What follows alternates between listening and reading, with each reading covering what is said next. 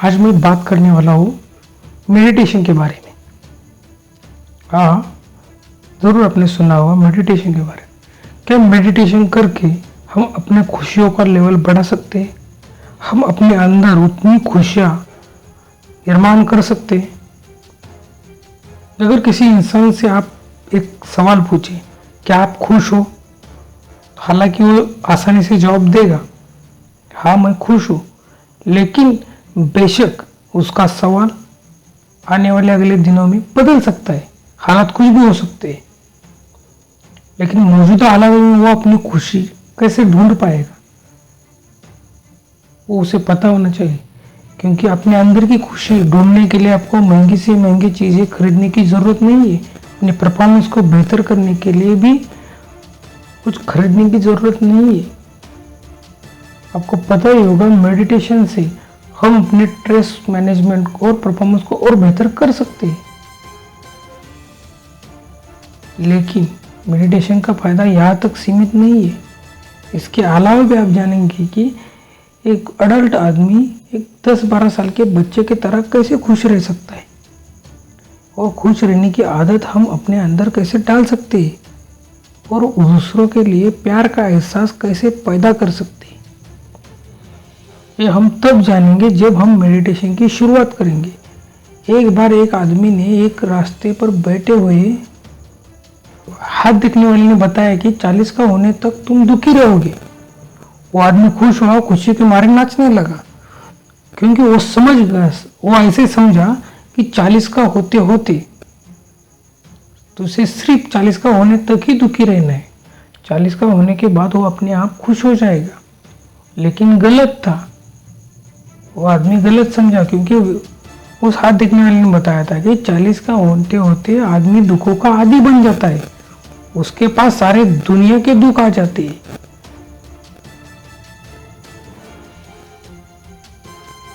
और दुनिया के सभी लोगों के खुशी का लेवल एक जैसा नहीं रहता, हर किसी का लेवल कम या ज़्यादा होते रहता है। इंसान अपने माहौल के हिसाब से पॉजिटिव और निगेटिव रहता है, और ये एक्सेप्ट करते रहता है कि हाँ मैं निगेटिव हूँ, मैं नाखुश हूँ।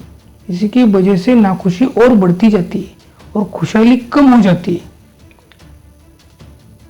और आदमी अपने सहूलियत के हिसाब से ही खुशियाँ कम या ज़्यादा करता है। नॉर्मल आपने देखा होगा, आदमी की खुशी कम या ज़्यादा करते रहते हैं।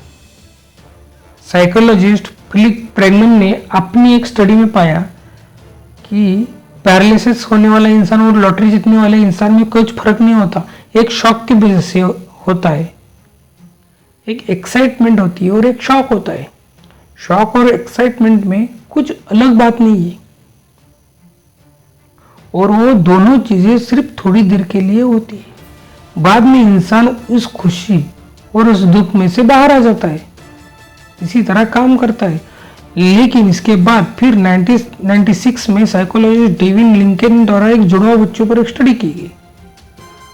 उन्होंने उस स्टडी में बताया कि ज्यादातर कम से कम 50% जेनेटिक डिपेंडेंसी होती है आदमी को खुश रहने के लिए, और सिर्फ 3% योगदान शिक्षा और पैसे का होता है। बहुत ही कम है। लेकिन इससे निजात पाने के लिए और खुशियां और पैदा करने के लिए हमें मेडिटेशन की ही जरूरत पड़ती है, जिससे हम मेंटल दुखों से बाहर आ सकते हैं। और हर इंसान को इसी तरह बाहर आने की जरूरत भी। मेंटल एक्सरसाइज यानी आपके दिमाग को शांत कर ही आप पा सकते हैं। जैसे आप फिजिकल एक्सरसाइज करते हैं, आप लोग जाते हैं व्यायाम करते हैं, व्यायाम करने के बाद आपके मसल्स ग्रो होते हैं, आपकी 6 पैक बनने लगते हैं। उसी तरह अगर आप दिमाग के लिए मेडिटेशन करते हो तो आपका दिमाग और अच्छी तरह से काम करेगा, और बेहतर, चस्तुली और फुर्तीली तरीके से काम करेगा, और अपने दुखों से बाहर निकलने में आपकी मदद करेगा। जब आपका दिमाग मजबूत होता है तब आप एक अलग ही तरह का एक्सपेरिमेंट करते हैं, आपके खुशियों का लेवल और बढ़ जाता है। लेकिन रेगुलर मेडिटेशन करने की जरूरत नहीं है इसके लिए। थोड़ा फार मुश्किल है, लेकिन आप कर सकते हैं। अगर करना चाहे तो भी रेगुलर मेडिटेशन कर सकते हैं। तो आप आज शुरू करेंगे तो कल से शुरू नहीं हो जाएगी। इसके लिए आपको क्या करना होगा, धीरे धीरे धीरे आपको मेडिटेशन की टेक्निक को बढ़ाना होगा, इसे प्रैक्टिस करना होगा। प्रैक्टिस करने के साथ ही इसे आप बढ़ा सकते हैं, वरना नहीं बढ़ा सकते। इसके आगे आने वाले लेसन में आप और अच्छी तरह से जाने। दूसरा मुद्दा क्या है, क्या हम मेडिटेशन से शांति और स्ट्रेस को कम कर सकते हैं क्या? हर किसी का ये सवाल है कि हम कम कर सकते हैं शांति और इमोशनल स्ट्रेस को? कर सकते हैं।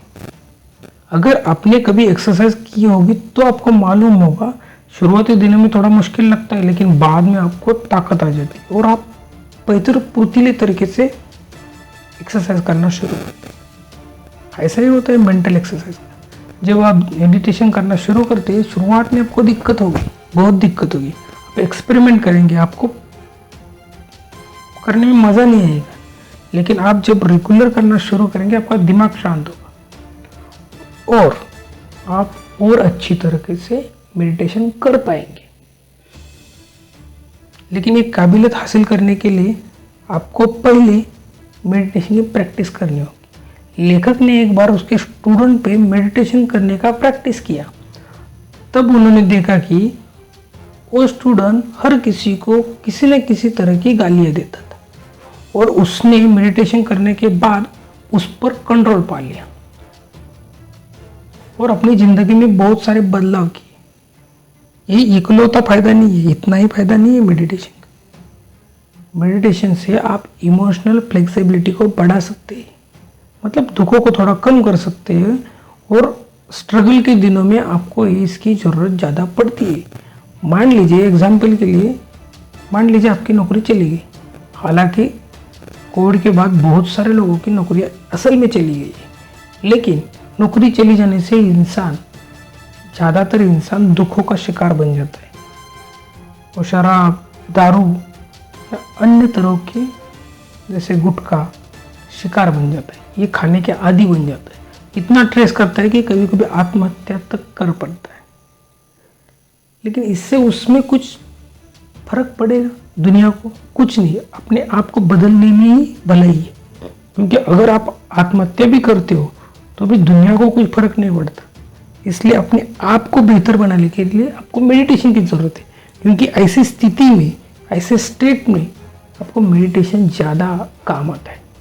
अगर आप मेडिटेशन करते हो तो आपको दुनिया से अलग कुछ करने की ज़रूरत नहीं पड़ती। आप अपने अंदर ही अपने आप को खुश करते हैं, अपने अंदर ही अपने आप की खुशियाँ ढूंढते हैं, क्योंकि दूसरों पर डिपेंडेंसी आपकी कम होती है और आप दूसरों को भी खुश रख सकते हैं, क्योंकि आप उस काबिल बन गए हो।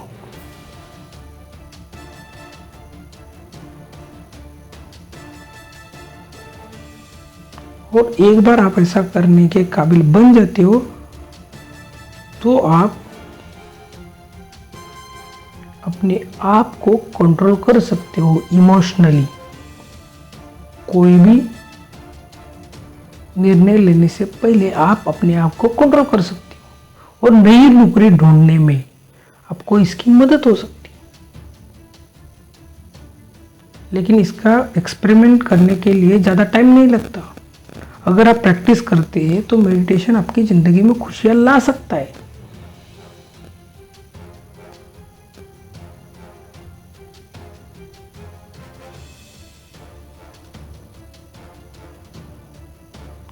लेकिन मेडिटेशन करने से पहले हर इंसान को ऐसा लगता है कि ये करना बहुत मुश्किल होगा, क्योंकि हमारी सोच वैसा करने में आपको मजबूर कर देती है कि नहीं?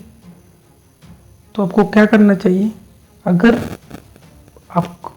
जो चीज़ आपको पसंद नहीं हो करने में आप प्रैक्टिस करते हो तो आपको बहुत आसानी से सीख जाते हैं।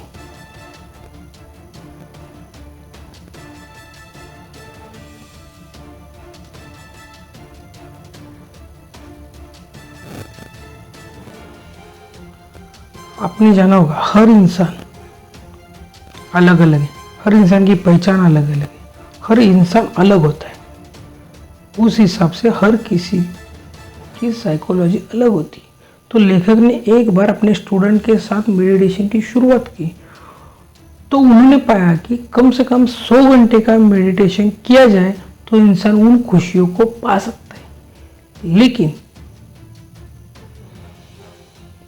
जो दलाई लामा, जो धर्मगुरु है, उनका कहना है कि उनके आकलन के हिसाब से सिर्फ 50 घंटे में भी आप वो खुशियां पा सकते हैं। लेकिन उसके बाद ही कुछ दिनों बाद 2007 में चीनी साइकोलॉजिस्ट वाई तान ने अपनी स्टडी में पाया कि सुकून, कंस्ट्रक्शन और रोजमर्रा की खुशियां ढूंढने के लिए कम से कम 100 घंटे का मेडिटेशन करना होगा।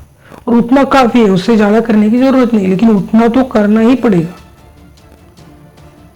कम से कम शुरुआती खुशी पाने के लिए। उसके बाद आपको रेगुलर करना है। आसान तरीके से कहा जाए तो मेडिटेशन आपको तेजी और खुशहाल बनाता है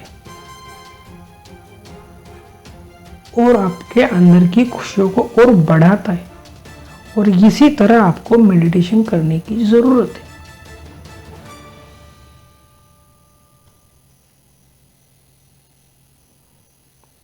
इसके आगे आने वाले एपिसोड में हम जानेंगे कि असल में आप अपने सांस पर ध्यान देकर कैसे मेडिटेशन कर सकते हैं।